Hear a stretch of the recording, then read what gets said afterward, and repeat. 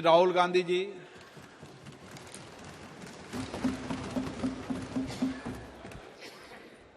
Thank you, Speaker Sir. It's nice to be speaking for the first time in the new House in your presence. I stand in support of the Women's Reservation Bill.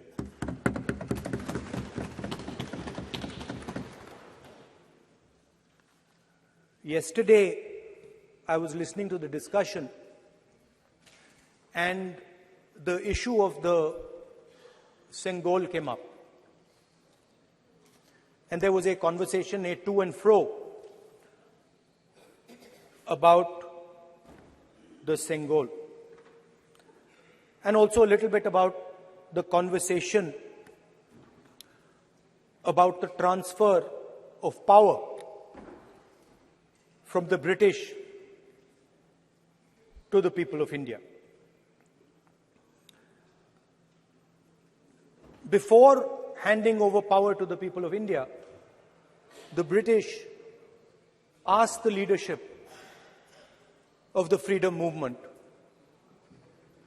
who are we going to transfer power to? And of course, there was a little bit of arrogance in this statement, because they viewed India as a poor country. And the revolutionary answer that our freedom fighters gave was, we are going to transfer power to the people of India. So we became a country that from its inception gave the vote to all our women. And this was a revolutionary thing at the time. We also gave the vote to every single community. And the vote was a mechanism of transfer of power. It was designed to further transfer power to the people of India. And if you look at the journey from independence, it's been that journey. It's been a constant transfer of power, more and more and more power to the people of India, on one side. And on the other side, the counter idea, that take away power from the people of India. This is the fight that is going on. And in fact, in many ways, it is the fight that is taking place today. Huge step forward in the transfer of power to the women of India was Panchayati Raj, where they were given reservation and they were allowed to enter the political system at scale. And this is another step. It's a big step. It is not a small step. And I'm sure everybody in this room,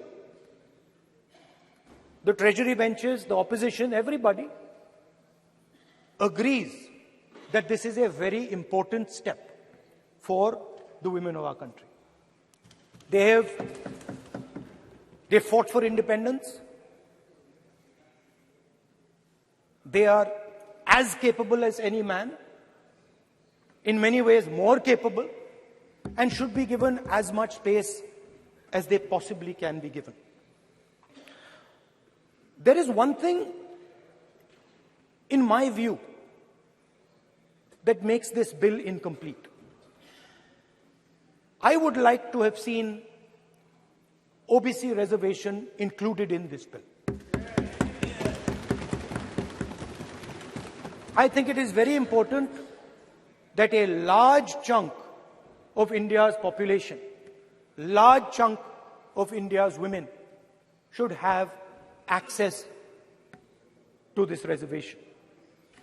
And that is missing in this bill. There are also two things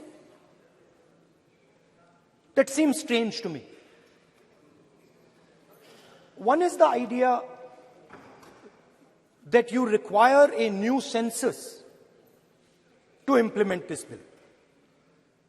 And the second is that you require a new delimitation to implement this bill. In my view, it is quite simple. This bill can be implemented today by giving 33% of the seats in the Lok Sabha and the Vidhan Sabha to India's women. And so I wonder if this is not designed to push the ball forward. To push the ball forward 7, 8, 9 years, and then let this thing play out the way it does. I know my friends tend to like to take the attention of people away from other issues. You know, there is of course the Adani issue, which is they always want to take the attention away. But there is another, I would like to say that. One of the things that, this is quite a nice building. Nice peacocks. Nice peacock feathers on the ground. Nice peacock feathers in the chair. It's a nice, tasteful building. But frankly, I would have liked to see the President of India in this process. The President of India is a woman. She represents the tribal community, and it would have been befitting to have her visible in this transfer from one house to the other. So one of the things that the government likes to distract from, of course, is Mr. Adani. And there is another thing that the government likes to distract everybody from. And that thing is called the caste census. For some reason, and I don't quite understand what this reason is, the moment the opposition raises the issue of caste census, the BJP tries to create a new distraction, a new sudden, event, so that the OBC community and the people of India look the other way. In my research for this speech, I took a look at the different institutions that define how our country moves forward. There are many. There is the Lok Sabha, Rajya Sabha, Vidhan Sabhas. There is the bureaucracy. There is the press. And there's the judiciary. And I looked with an eye to understand what is the participation of the OBC community in these institutions. मतलब हमारे जो institutions हैं उनमें OBC की भागीदारी कितनी है, ये सवाल मैं पूछ रहा था और मैंने अलग अलग इंस्टीट्यूशंस में थोड़ा रिसर्च किया. जो सेंट्रल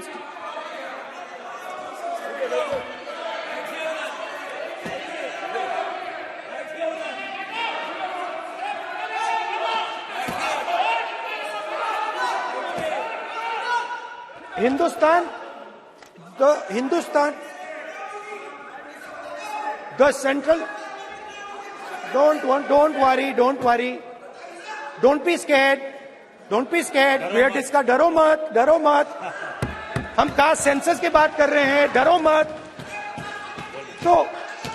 तो मैंने, I checked, simple thing I did. I said, look, what is the most important set of people in the government of India? The people who define how this country is governed. Of course, Lok Sabha and Vidhan Sabha, but beyond that, they are the 90 secretaries of the government of India.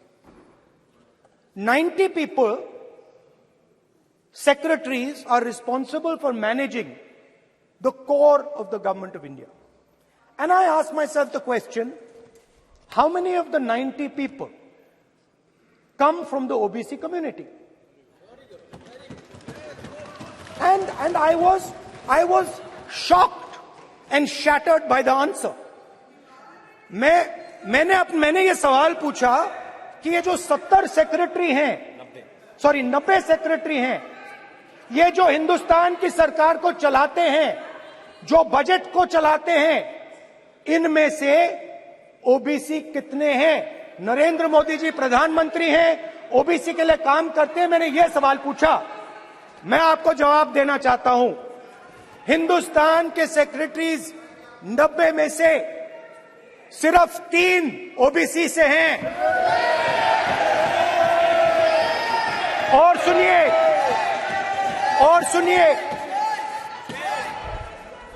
सुनिए, नहीं घबराइए मत, डरो मत।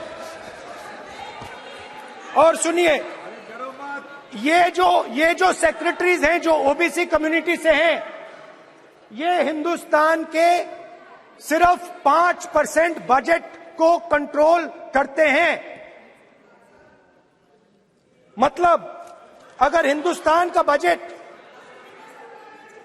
44 लाख करोड़ का है, तो ये 2.47 लाख करोड़ मतलब 5% कंट्रोल करते हैं। और सुनिए, मैं कर रहा हूं, मैं वहीं आ रहा हूं।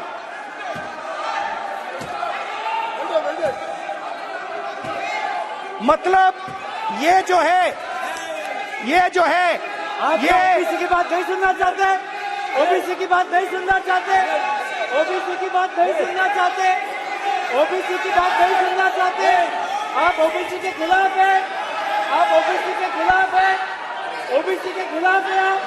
आप ओबीसी के अधिकार के बारे में नहीं सुनना चाहते, ओबीसी के बारे में नहीं सुनना चाहते, ओबीसी के प्रति न्याय नहीं चाहते, ओबीसी के प्रति न्याय नहीं होना चाहिए।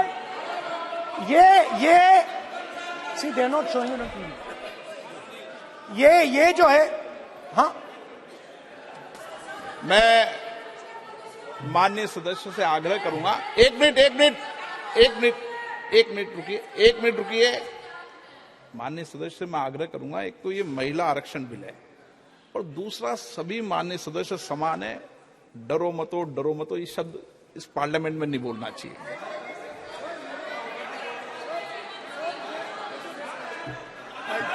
सर, ये जो डिस्कशन है, sir, speaker sir, this discussion,